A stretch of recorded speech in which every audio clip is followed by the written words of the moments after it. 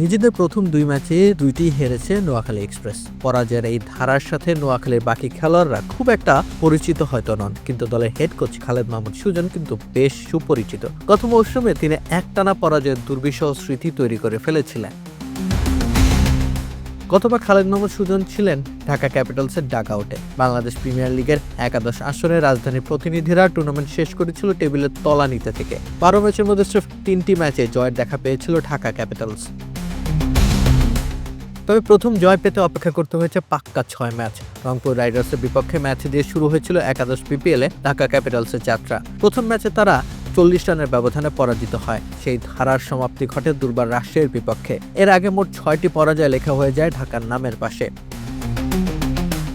আর এই পুরোটা সময় জুড়ে ভীষণ ধুকেছে ঢাকা ক্যাপিটালস। প্রতিটা ম্যাচে তারা হেরেছে বড় বড় ব্যবধানে, কিন্তু দলের ডাগআউটে থাকা মাস্টারমাইন্ড খালেদ মাহমুদ সুজন ছিলেন একেবারে নিষ্ক্রিয়। তিনি ছিলেন রীতিমতো নিরুত্তর।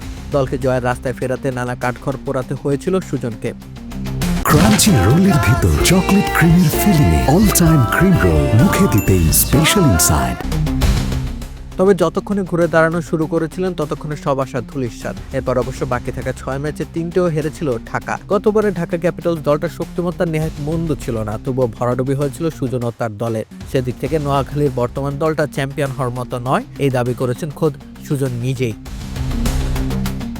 অতএব এবার সুজনের চ্যালেঞ্জটা আরও বেশি। দলের প্রতিটা খেলোয়াড়কে একসাথে গাঁথতে হবে, পুতুল নাচের কলকাঠি তার সঠিকভাবে পরিচালনা করতে হবে, নতুবা আবারও লজ্জার রেকর্ড হবে সুজনের সঙ্গী। ইতিমধ্যেই তো দলটা হেরে গেছে 2টো ম্যাচ। অতএব এবারে সুজনের চ্যালেঞ্জটা আরও বেশি। দলের প্রতিটা খেলোয়াড়কে একসাথে গাঁথতে হবে, পুতুল নাচের কলকাঠি তার সঠিকভাবে পরিচালনা করতে হবে, নতুবা আবারও লজ্জার রেকর্ড হবে সুজনের সঙ্গী।